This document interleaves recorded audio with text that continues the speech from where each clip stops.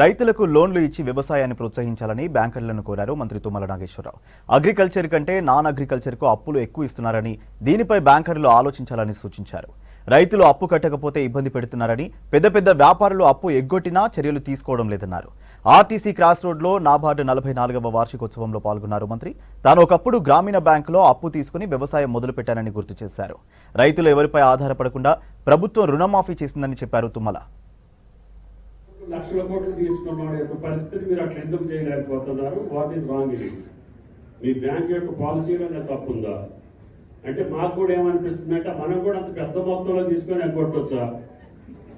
దానికి ఏమైనా మార్గాలు ఉన్నాయా? అది కూడా మీరు చెప్పాల్సినటువంటి అవసరం. దయచేసి అటువంటి వ్యవస్థలకి సంస్థల కంటే మా రైతు మీద పెట్టుబడి పెట్టండి.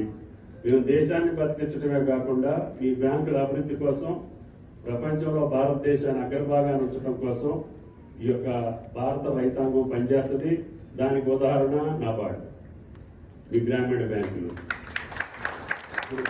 గ్రూప్స్కి ప్రయోగం చేశాం. మహిళలు బ్రహ్మాండంగా ముందుకెళ్తున్నారు. నాకు తెలిసి 100% రికవరీ.